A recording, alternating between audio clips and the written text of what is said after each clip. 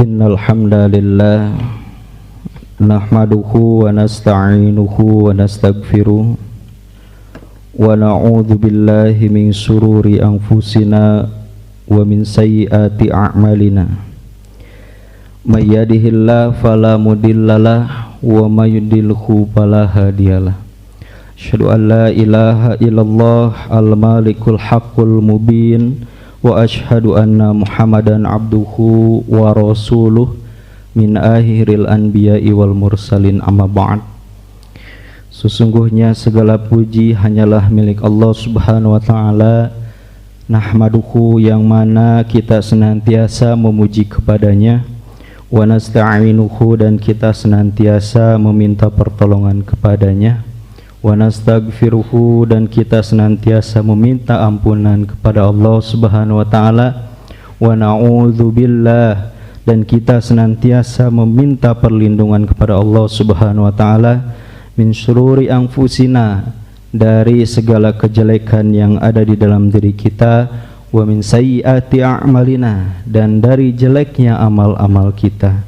May yahdihillah, barang siapa yang menginginkan hidayah, fala mudhillalah maka Allah akan memberikannya hidayah.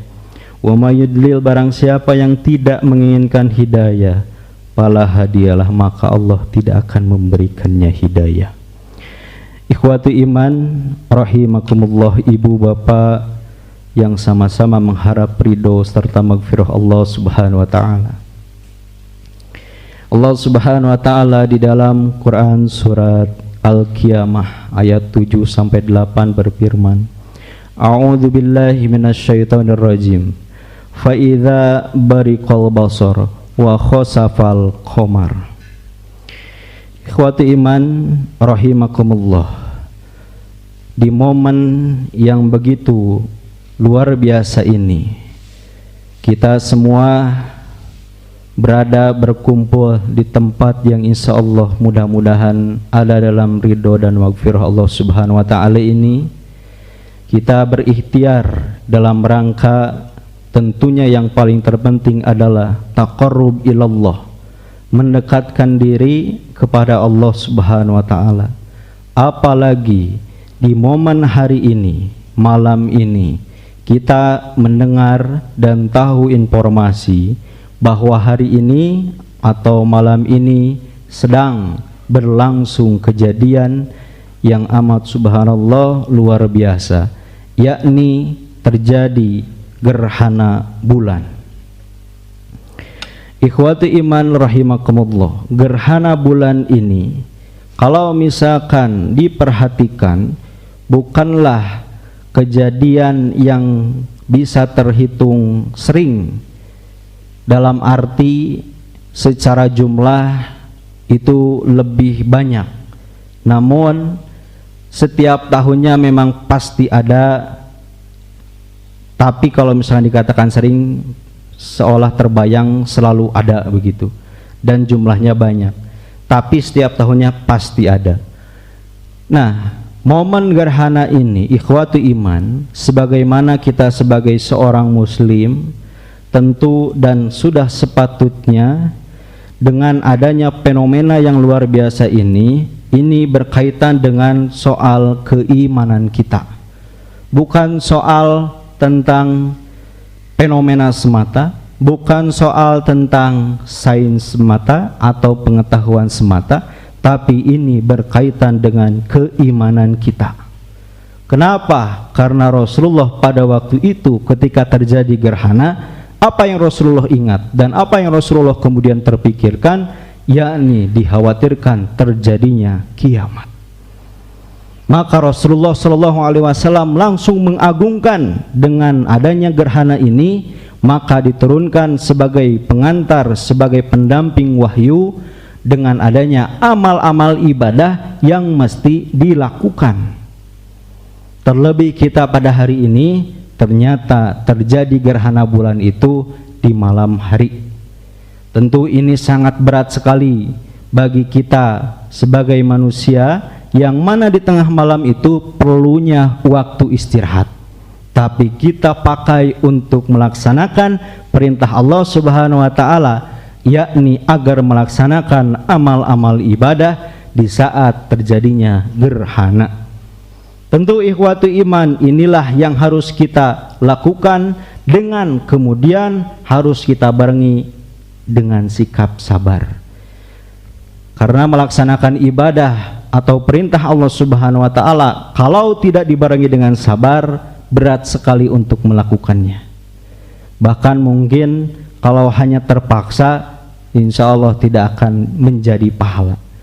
Maka ini saudara para ulama, kata para ulama, setidaknya jika melaksanakan perintah Allah dengan sabar itu ada dua hal yang harus kita lalui.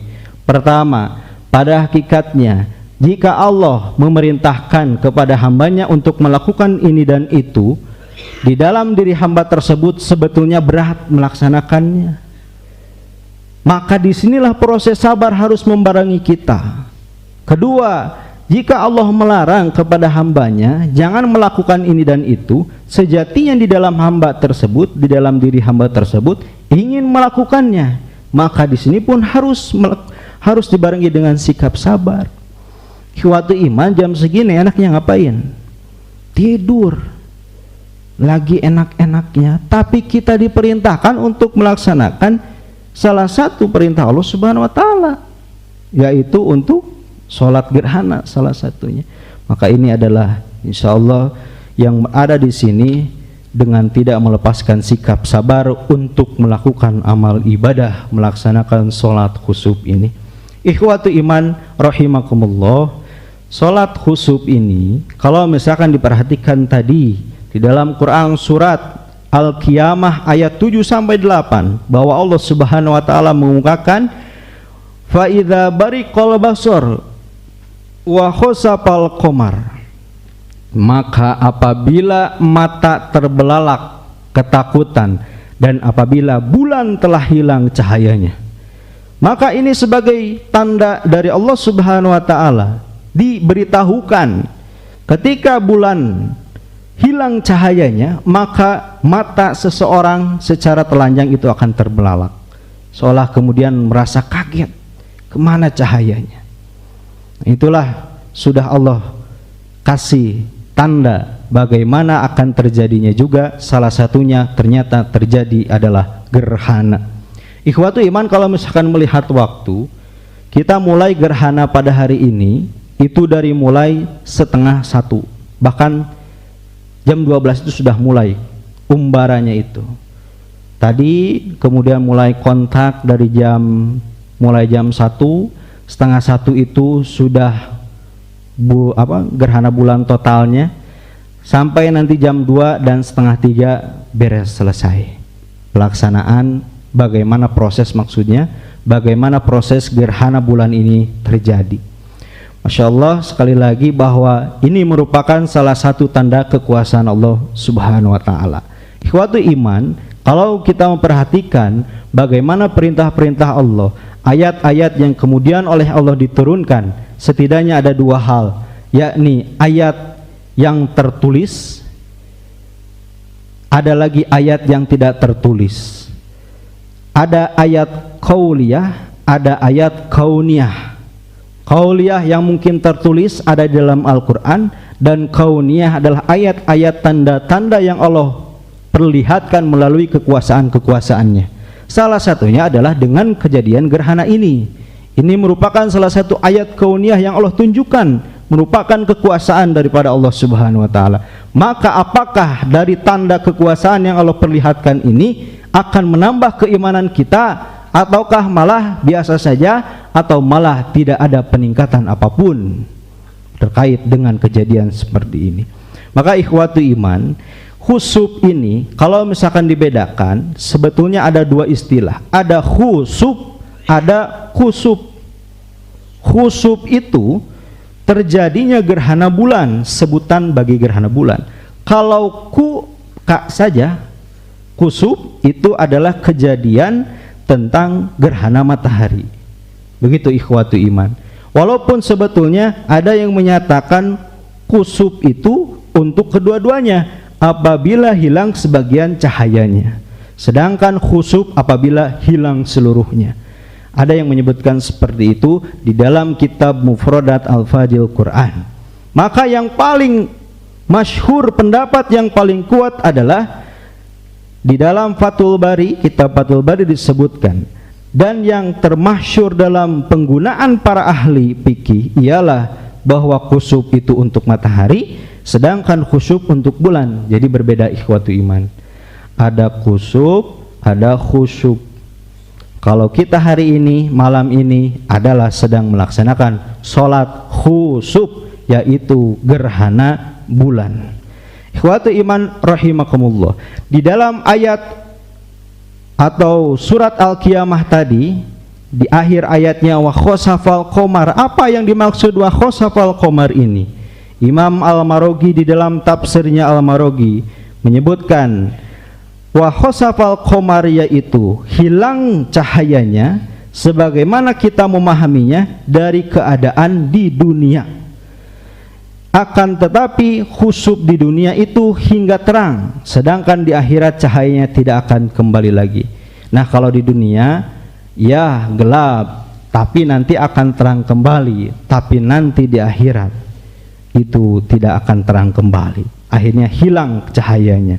Maka itulah ikhwatu iman yang Rasulullah, yang Allah Subhanahu wa taala sampaikan di dalam Quran surat Al-Qiyamah mengenai wa khosafal qamar, yang kemudian khosafa ini disebutkan sebagai istilah khusuf atau salat khusuf itu tersendiri. Ikhwatu iman rahimakumullah. Kemudian Allah Subhanahu wa taala mengemukakan di dalam Quran surat Yasin. Ini dasar daripada perputaran perjalanan bagaimana hukum alam yang sudah Allah tentukan atau sunnatullah, bagaimana terjadinya perputaran matahari, bulan ataupun bumi. Bagaimana Allah Subhanahu wa taala menyampaikan la syamsu yanbaghi laha an tudrikal qamar walal lailu sabiqun nahar wa kullu fi falaki yasbahun. Tidaklah mungkin bagi matahari mendapatkan bulan, dan malam pun tidak dapat mendahului siang, dan masing-masing beredar pada garis edarnya. Nah, itu pada dasarnya semuanya berjalan dengan teratur, dengan keteraturan. Tidak ada yang saling mendahului, tidak ada yang saling kemudian ada yang paling pertama, tapi berjalan dengan tertib, dengan keteraturan. Pada dasarnya seperti itu ikhwatu iman. Namun inilah kenapa terjadi gerhana, yaitu bagian daripada ingin menunjukkan kekuasaan Allah Subhanahu wa taala. Ikhwatu iman rahimakumullah. Maka ketika terjadi gerhana, dahulu pernah terjadi kan di zaman Rasulullah. Sebelum datang Islam pun diceritakan pernah terjadi juga gerhana itu. Maka di dalam Quran Fussilat ayat 37 Allah Subhanahu wa taala menegaskan agar ketika terjadi gerhana harus bagaimana. Artinya, dan sebagian dari tanda-tanda kekuasaannya ialah malam, siang, matahari dan bulan. Janganlah bersujud kepada matahari, jangan pula kepada bulan, tetapi bersujudlah kepada Allah yang menciptakannya jika kamu hanya kepadanya menyembah. Itulah ketegasan Allah Subhanahu wa taala berkaitan dengan fenomena alam ini yang luar biasa. Jangan sampai kemudian ada tersirat untuk kemudian mengagungkan, mengistimewakan, bahkan sampai meyakini sesuatu tertentu terhadap kejadian itu. Walaupun ini gerhana bulan ataupun gerhana matahari, yang mana itu benda yang luar biasa, kemudian jangan sampai walaupun kita takut, jangan sampai tersirat ada mengagungkan berlebihan, apalagi sampai bersujud kepada kejadian-kejadian seperti demikian. Maka dalam kitab Fathul Bari, Imam Al-Khatibi berkata, mereka dahulu pada zaman jahiliyah itu zaman kebodohan sebelum Islam datang. Mereka orang-orang jahiliyah berkeyakinan bahwa gerhana itu akan menyebabkan terjadinya perubahan di bumi berupa kematian atau bahaya malapetaka. Kemudian Nabi Muhammad SAW memberitahu bahwa itu adalah keyakinan yang batal. Nah, itu orang-orang jahiliyah seperti itu dulunya, punya keyakinan bahwa ketika ada gerhana itu akan ada malapetaka, kejadian yang luar biasa di muka bumi ini. Maka oleh Rasulullah langsung dibantah, itu adalah keyakinan yang batal atau salah. Dan beliau kemudian memberitahu bahwa sesungguhnya matahari dan bulan itu adalah dua makhluk yang tunduk kepada Allah. Keduanya tidak memiliki pengaruh kekuasaan terhadap yang lain dan tidak memiliki kekuatan untuk menolak bahaya terhadap dirinya dari yang lain. Jadi itu mah atas dasar ketundukan kepada Allah terjadinya gerhana itu. Tidak bisa kemudian mendatangkan malapetaka, musibah dan sebagainya. Itu atas dasar perintah Allah. Tidak mungkin makhluknya kemudian berinisiatif atau kemudian mampu memunculkan, mengadakan sesuatu hal yang berbahaya kepada makhluk yang lainnya. Tidak dasar atas izin Allah Subhanahu wa taala. Jadi tidak mungkin terjadi. Maka keyakinan yang dahulu pernah dilakukan oleh orang-orang jahiliyah itu adalah keyakinan yang batal, yang tidak sah, yang bohong, yang tidak perlu kemudian diberlanjutkan. Walaupun ikhwatu iman, kalau misalkan diperhatikan nanti ada pembahasannya di lingkungan kita atau bahkan negara kita secara luasnya. Ketika terjadi gerhana ada beberapa ritual-ritual tertentu. Nah mungkin ini juga jangan sampai kemudian melakukan kebiasaan-kebiasaan yang dulu pernah dilakukan oleh orang jahiliyah. Nanti kita akan sebutkan. Ikhwatu iman rahimakumullah. Maka ketiga orang-orang jahiliyah pada waktu itu melakukan hal seperti itu, oleh Rasulullah kemudian ditegaskan juga, oleh Rasulullah kemudian dibantah, sebagaimana diriwayatkan oleh Al-Mughirah bin Syu'bah. Beliau berkata, telah terjadi gerhana matahari pada zaman Rasulullah, terjadi juga ternyata, yaitu pada hari wafatnya Ibrahim, putra beliau, putra Nabi SAW.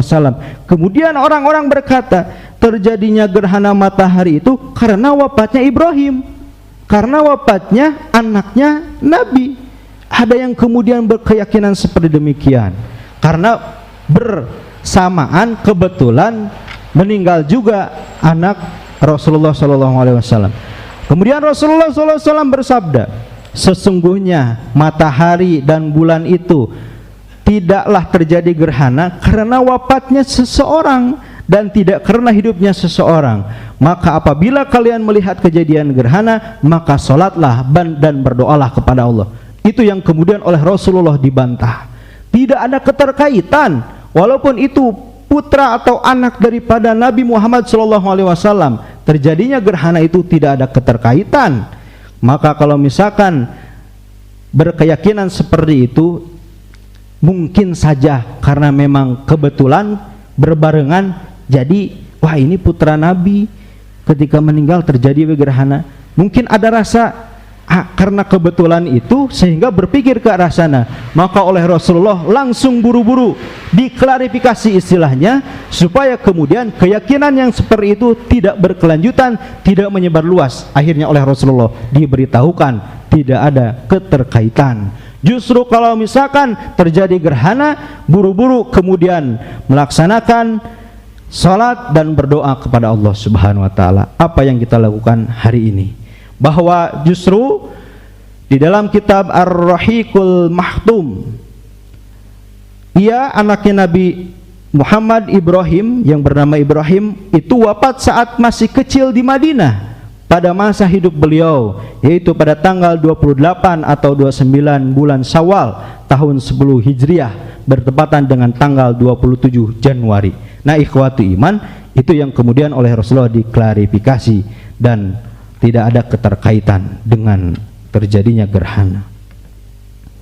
Ikhwatu iman rahimakumullah. Ini yang menarik juga sebagai tazkirah untuk kita semuanya, sebagai peringatan bahwa ketika Rasulullah melaksanakan gerhana, sholat gerhana, di sana kemudian Rasulullah diperlihatkan, dibuka kemudian diperlihatkan bagaimana isi di dalam neraka.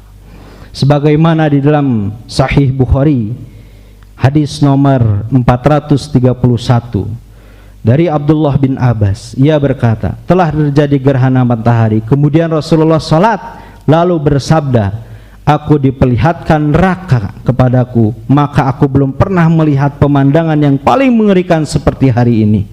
Ikhwatu iman, itu Rasulullah yang alami ketika melaksanakan sholat gerhana, maka Rasulullah diperlihatkan keadaan di dalam neraka.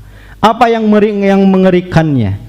Salah satunya adalah di dalam hadis lain, masih di dalam kitab Sahih Bukhari, dijelaskan dari Ibnu Abbas, ia berkata, Nabi SAW bersabda, neraka diperlihatkan kepadaku, maka ternyata kebanyakan penghuninya adalah perempuan yang kufur.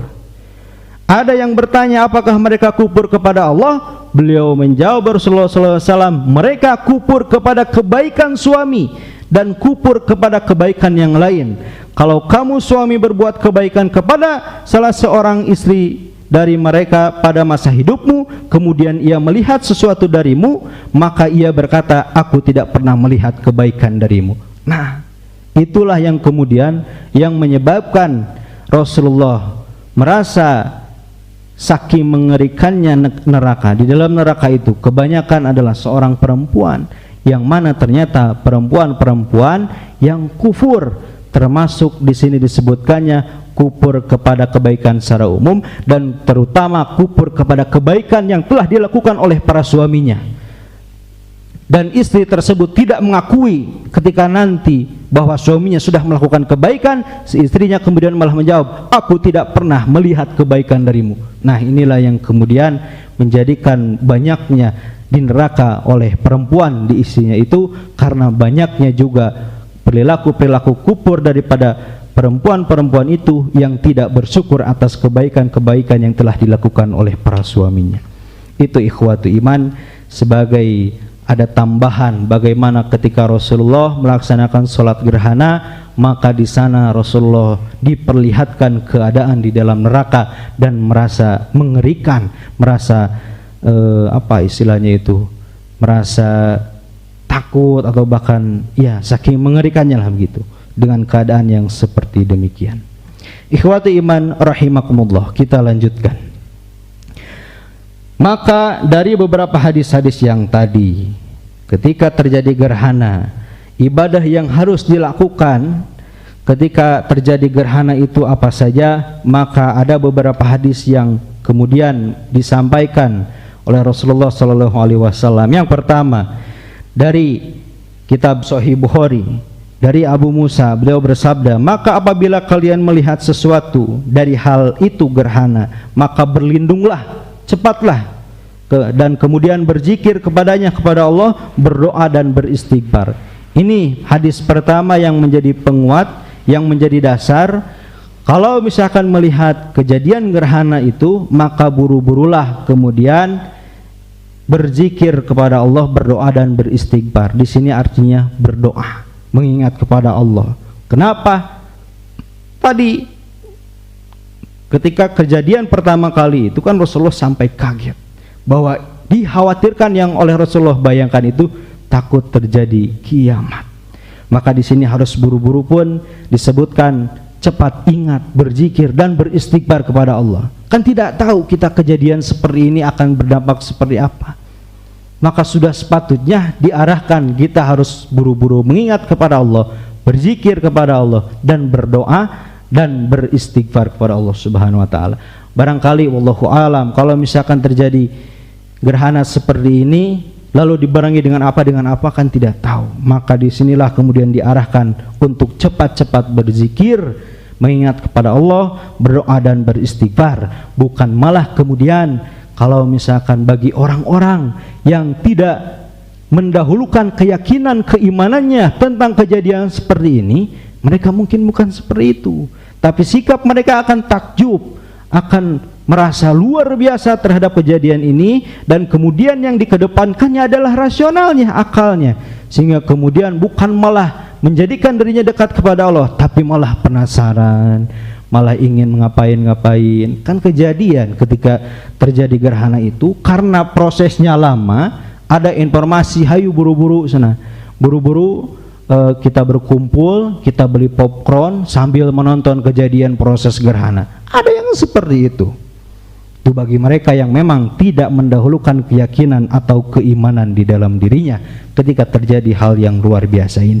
Kemudian ikhwati iman, dalam hadis selanjutnya dari Aisyah, Rasulullah SAW bersabda, apabila kalian melihat hal itu gerhana, maka berdoalah kepada Allah, bertakbirlah, sholatlah, dan bersodakoh. Nah, kita tadi sudah bertakbir, kemudian kita sudah melaksanakan sholat, kemudian ini kita melaksanakan, mendengarkan dulu ada khutbah mengenai gerhana. Itu ada juga perintahnya ikhwati iman. Kemudian bersodakoh. Nah, di hadis selanjutnya kemudian dari Aisyah radhiyallahu an, beliau bersabda, apabila kalian melihat keduanya gerhana, maka bertakbirlah, bersodakoh kepada Allah, berdoalah kepada Allah, salatlah dan bersodakohlah.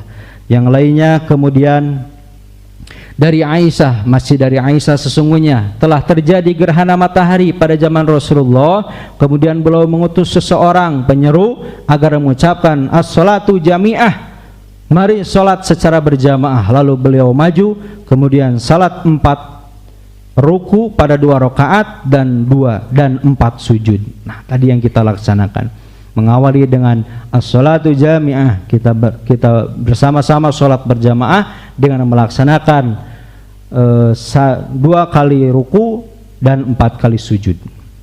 Ikhwati iman rahimakumullah. Dan terakhir di hadis yang menguatkan adalah dari Ibnu Abbas, dari Nabi SAW, sesungguhnya beliau sholat gerhana 4 ruku dan 2 ruku dan 4 sujud. Nah, itu ikhwati iman.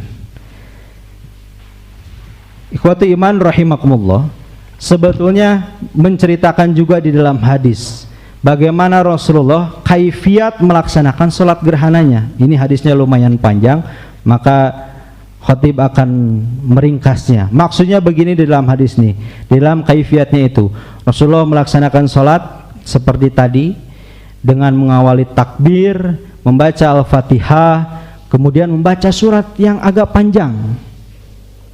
Sesudah itu rukunya dipanjangkan, bangkit lagi membaca Al-Fatihah dan surat yang panjang tapi di bawah yang pertama itu. Begitupun selanjutnya.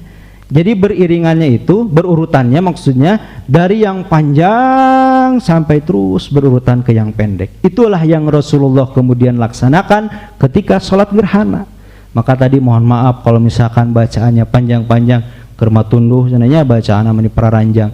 Terus awios ikhwatu iman, kan itu yang Rasulullah ajarkan. Bagaimana kita mencontoh agar sesuai dengan apa yang Rasulullah Shallallahu Alaihi Wasallam melaksanakan.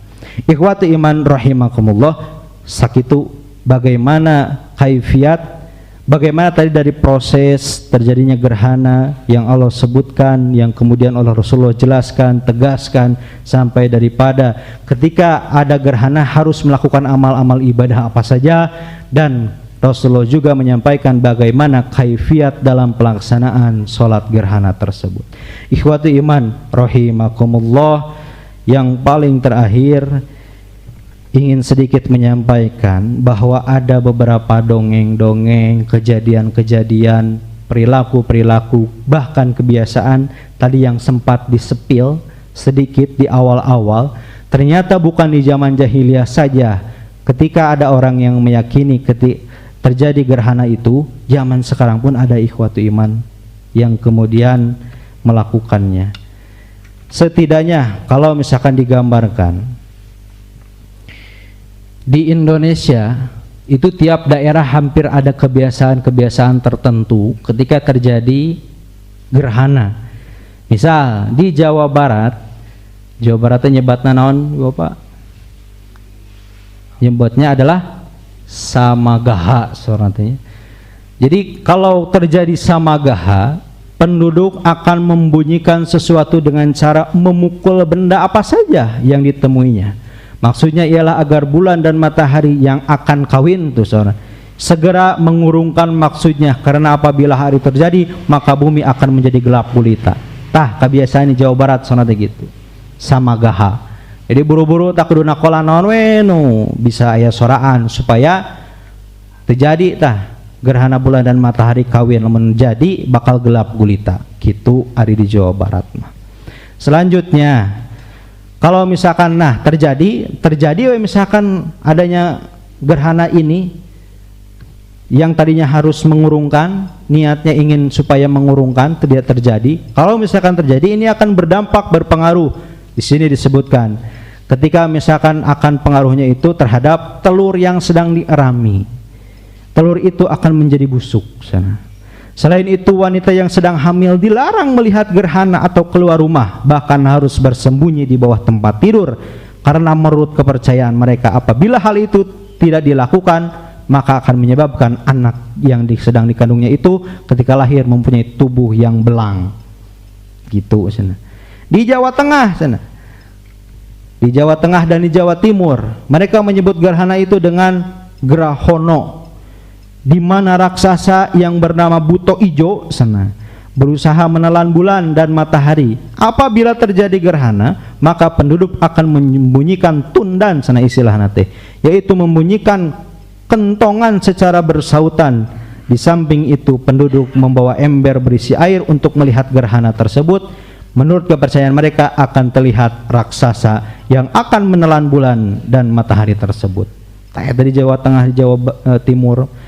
Di Bali, di Bali sareng Makassar. Di Bali menyebutkan gerhana dengan nama Kepayang, di mana seorang raksasa yang bernama Kalaratu berusaha menelan matahari dan bulan.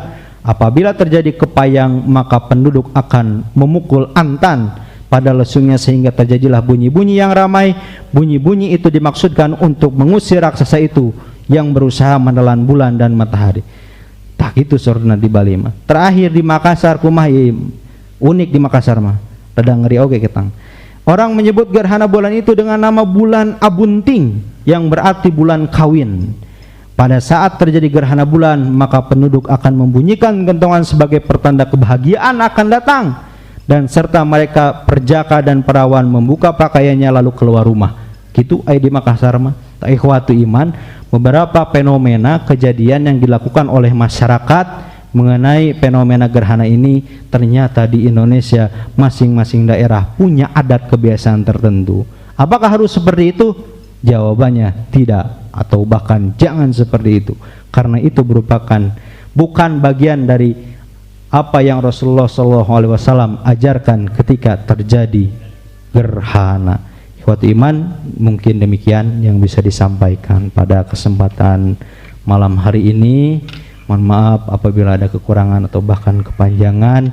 Mudah-mudahan sedikitnya ada guna dan manfaatnya bagi kita semua, bisa menambah keimanan kita, bisa kemudian menjadikan kita sebagai hamba-hamba yang ketika terjadi sesuatu yang luar biasa itu menjadikan atau bahkan meningkatkan keimanan kita. Mudah-mudahan juga kita dijauhkan dari perbuatan-perbuatan yang tidak dicontohkan oleh Rasulullah SAW, terutama di saat terjadinya gerhana ini. Demikian ikhwati iman yang bisa disampaikan. Sekali lagi mohon maaf atas segala kekurangan, yang benar datang dari Allah Subhanahu wa taala. Ditutup saja dengan doa, Rabbana la tuzigh qulubana ba'da idh hadaitana wa hab lana min ladunka rahmah innaka antal wahhab. Rabbana innaka jami'un nasi liyaumin la raiba fi innallaha la yuliful mi'ad. Rabbana atina fid dunya hasanah wa fil akhirati hasanah wa qina azabannar. Aqulu qouli hadza wa astaghfirullah li wa lakum. Assalamualaikum warahmatullahi wabarakatuh.